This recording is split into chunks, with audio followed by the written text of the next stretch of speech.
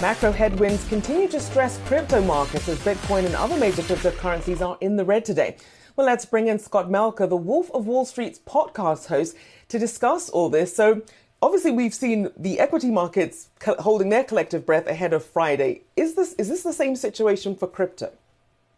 I think, unfortunately, it is. Obviously, a lot of us who have been in the crypto space for a long time have believed that it could act as an inflation hedge and that could offer investors idiosyncratic risk. But for now, over the last 6 months, it really has been trading in lockstep with equities markets, and particularly with tech stocks. So I think that we are seeing, people holding their breath, waiting for more news on inflation to see what's going to happen. Really, the Bitcoin and crypto markets have been trading roughly sideways for the past couple of months, and I think that will continue until we have more clarity. It's got a lot of anticipation of this Ether merge, and yet the last 5 days, the stock down 15+%. Why has that not been more eagerly anticipated by investors? Well, I think there's a classic saying, which is buy the rumor and sell the news. And we're still a month out and we're already seeing a bit of a sell the news event, I think. You have to remember, Ethereum's lows were near $800 on this downswing. It rose to over 2,000 and is still sitting just below 1,600, which is 2x off of those lows. So it's a bit disingenuous to act like it's a big slump when we've actually doubled in price on anticipation of the merge. But the merge itself is really a fundamental event that will take a very, very long time to play out, much like the Bitcoin halving that we've seen in the past. Ethereum will become more deflationary. Obviously, it will become more environmentally conscious. And those things will take months and months and months for that sort of supply, to be reduced and to see that demand increase. So it's not really something that you would expect to see a huge spike in price right as the merge happens, but something that we'll see sort of down the road. Got some investor interest here in crypto has certainly been on the sidelines. Crypto volumes are down 55%, certainly weak demand there. A lot of that because of the negative sentiment that has been surrounding crypto over the last couple of months. What's it going to take to change that? And I guess, what do you think is the biggest driver of that negative sentiment? I think that we're in a crypto winter, just like we're in an everything winter. And this is just a part of natural market cycles. Everybody's extremely bullish. Nothing can go wrong. Everyone's a genius in a bull market. And then things go down and everybody's bearish. It's going to zero. The market's going to die. There's no value. We've seen this in every market since the beginning of time.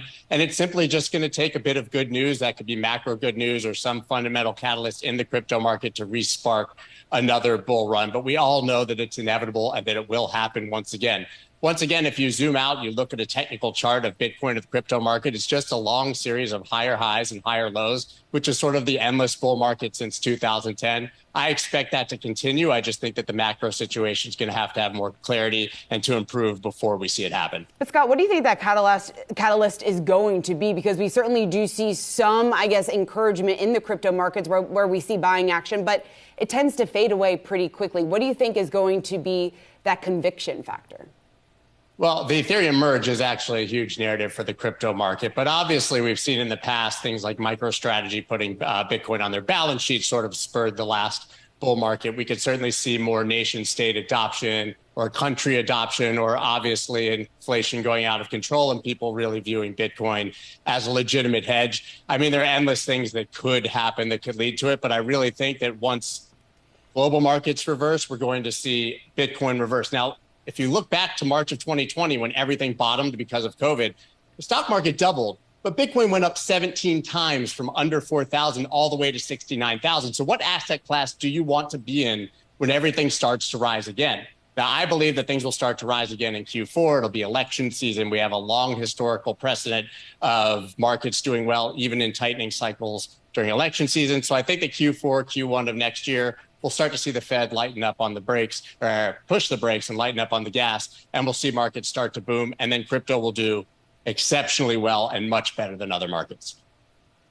And Scott, I want to ask you, because obviously outside of the macroeconomic pressures, you also have some of the issues with some of the platforms themselves. You have the ones that are treated more like CD accounts or offer rewards versus the ones that just directly let you trade tokens. What do people need to understand about the distinctions in those and what this means in terms of contagion when they do hear bad news coming out of companies like Voyager? Oh, well, I'm one of Voyager's top creditors myself, as anyone who follows me knows. So this is a topic that's unfortunately near and dear to my heart. And, a large percentage of my portfolio is parked there in Chapter 11 bankruptcy. I think that people need to understand the very ethos of Bitcoin, which is not your keys, not your coins. At the end of the day, the bulk of your coins, you should be self-custodying. And as much as it's a bit daunting to be your own bank, it's very important to understand that. There's really no contagion for the actual asset. The contagion was in the platforms and what was being built, obviously, from Luna to Three Arrows Capital to Celsius and Voyager. And that's just, part of the growing pains of the space. It's extremely unfortunate, certainly has contributed to this crypto winter that we've discussed, although I believe we're in more of a crypto spring now. It was very sad to see those self-inflicted wounds, obviously to somewhat be a victim of it myself. But you live and learn. And I think that as we come out of it, the platforms that survive and improve will be extremely safe and secure moving forward. All right, Scott Melker, thanks so much for joining us.